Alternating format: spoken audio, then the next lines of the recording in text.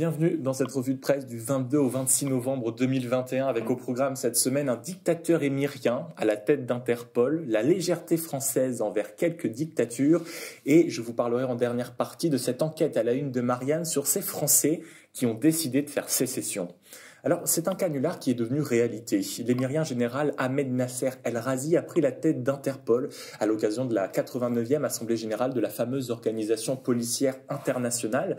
Le problème, c'est qu'il est accusé de torture et de méthodes de répression contestables par de nombreuses ONG. La Croix s'interrogeait ce mercredi en une, un émirien accusé de torture à la tête d'Interpol ? Eh bien oui, le journal raconte le parcours de cet homme aux 46 années de carrière dans l'armée avant de gravir les échelons de la hiérarchie sécuritaire de son pays pour en devenir l'homme indispensable. Pour expliciter les actes dont Ahmed Nasser El-Razi est accusé, la Croix cite la lettre qu'ont envoyée plusieurs ligues nationales ou internationales qui se battent pour le respect des droits de l'homme aux États membres de l'Assemblée générale d'Interpol. Je cite, « Sous sa direction, ses services se sont rendus responsables de détentions arbitraires et d'actes de torture répétés et systématiques infligés aux prisonniers d'opinion et défenseurs des droits humains en toute impunité. » Voilà. En plus d'une image désastreuse pour l'organisation internationale, les experts craignent une utilisation abusive des notices rouges. Les notices rouges, c'est Libé qui nous les fait découvrir dans son édition du mardi 23 novembre. Interpol à la une des flics sous influence. Les notices rouges, écrit Dov Alphon dans son édito, sont devenues les armes préférées des régimes autoritaires pour traquer leurs opposants partout dans le monde. Ces demandes d'information peuvent aboutir à l'extradition ou l'arrestation de la personne visée par la notice, peu importe le pays émetteur. Pour donner un exemple concret du détournement, de ces dispositifs à des fins politiques, 38% des notices rouges proviennent de la dictature russe. Dans son dossier, Libé interroge Bruno Min, directeur juridique du bureau londonien Fire Trials, une organisation non gouvernementale qui œuvre pour que tous les crimes soient jugés grâce à un procès équitable. Et il y explique très bien l'opacité de l'organisation et surtout le manque de considération pour les droits de l'homme. Pas plus tard que cet été, par exemple, Yidiri Hashan, qui est un militant ouïghour, a été arrêté au Maroc suite à une notice rouge chinoise. Preuve d'une certaine négligence dans l'examen du dossier, alors que son cas était pourtant public et très bien documenté. Cela donne donc une idée de la fiabilité du processus. Cette élection confirme aussi l'influence qui est grandissante des Émirats arabes unis au sein d'Interpol et les risques qu'elle implique. Ce sont d'ailleurs ces éléments qu'analyse avec précision Sébastien Bouchois dans un entretien sur Marianne.net publié en fin de semaine dernière. En plus de rappeler le poids financier qu'occupent les Émirats, deuxième contributeur à Interpol, juste derrière les États-Unis quand même, Sébastien Bouchois appuie sur les relations étroite que le Qatar entretient avec l'Égypte ou la Libye, qui au nom de la lutte contre le terrorisme réprime toute forme d'opposition et de dissidence. On peut alors, conclut-il, redouter ce que ferait alors un président émirati d'Interpol. Alors qu'on attend toujours une voix officielle française qui se prononcera sur le dossier Interpol, on attend aussi qu'elle réagisse à ce que je vais vous raconter. Vous ne le connaissez sans doute pas, mais nos dirigeants, eux, le connaissent bien, un peu trop bien même. Il était à la une de Libération ce mercredi. Rifat al-Assad, oncle de Bachar al-Assad, le dirigeant syrien. Vice-président et chef des brigades des défenses syriennes, militaire sanguinaire, adepte des massacres de civils et du règne de la terreur, il a été exilé par son propre frère à Fès en 1984 après une tentative de coup d'État. Conséquence, il part de Syrie, direction la France, où il est convié par notre bon vieux François Mitterrand, président de la République à l'époque, qui voit en lui le potentiel successeur du dirigeant syrien. C'est un pari perdu. Lors de son exil, pourtant, François Mitterrand le fait grand croix de la Légion d'honneur et pendant 37 ans, 37 longues années, Rifat al-Assad va bénéficier d'une complaisance totale de la part de la France.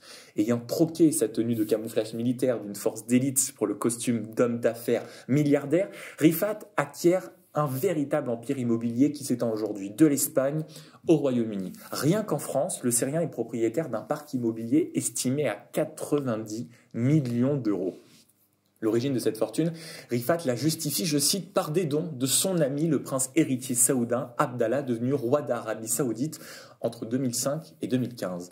La justice semble avoir d'autres explications quand même à cette fortune, puisque ce 9 septembre 2021, Rifat al-Assad a été condamné à 4 ans de prison ferme par la Cour d'appel de Paris pour blanchiment en bande organisée de détournement de fonds publics syriens.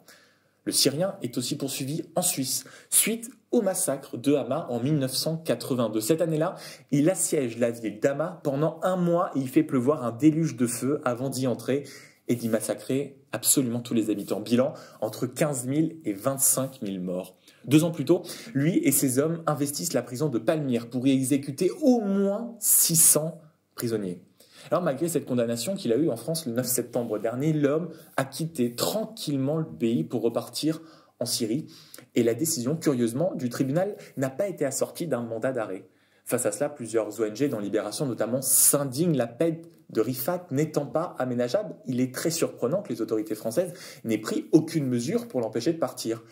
À moins, bien sûr, que la France ferme les yeux. Mais cette complaisance envers les régimes et les figures autoritaires semble être une habitude pour la France. Rien que cette semaine, une enquête du média en ligne Disclose, relatée par Le Monde et L'Opinion, mardi et mercredi, révèle, je cite, l'implication de la France dans les crimes de la dictature égyptienne. Depuis 2016, la direction du renseignement militaire, en collaboration avec l'entreprise privée CAE Aviation, aide l'Égypte à surveiller sa frontière libyenne. Bon, sauf qu'en réalité, l'armée du maréchal Al-Sisi utilise les données transmises par les renseignements français pour coordonner des frappes et des exécutions arbitraires à sa frontière. Le tout en connaissance de cause, mais le gouvernement ne réagit pas et préfère s'inscrire dans la longue tradition de la complaisance et du silence d'État. Bon, pour terminer, alors qu'on nous bassine depuis quelque temps avec la musique, les Français sont de plus en plus heureux, tout va très bien, Madame la Marquise, Marianne se penche cette semaine en une sur ces Français qui décident de faire sécession avec la collectivité. Après un quinquennat de crise et une vigilance sanitaire incessante ces derniers mois, une partie du pays a disparu de la communauté politique. En page intérieure, plusieurs chiffres viennent étayer cette thèse. 1. Qui saute aux yeux. De plus en plus de Français préfèrent les plateaux télé. 37% aux sorties, 15%. Encore plus frappant, lors d'un déménagement, par exemple. On ne réfléchit plus aux retrouvailles avec des amis qui sont sur place, 10%, ou à un rapprochement avec la famille, mais avant tout, au cadre de vie qu'on va y trouver, à 21%. Et quand plus globalement, vous demandez aux citoyens à quel moment ils se sentent appartenir à une communauté, eh bien, le sentiment d'appartenance à la communauté nationale ne dépasse pas les 26%, alors qu'il était à 34% en 2010. Et c'est les loisirs aujourd'hui qui prennent le dessus, puisque c'est à 28% ce que les gens citent lorsqu'ils évoquent l'appartenance à un collectif. Marianne a donc interrogé plusieurs sommités pour essayer de comprendre cette évolution. Jean-Pierre Le Goff, d'abord, pense que l'on se réconforte dans l'entre-soi pour exprimer ses états d'âme et ses idées, pour partager une vérité qui se veut en dehors du maelstrom ambiant, tout en mettant en garde quand même contre une tendance, faire de son réseau communautaire son seul refuge, rétrécit l'horizon et érode le lien social.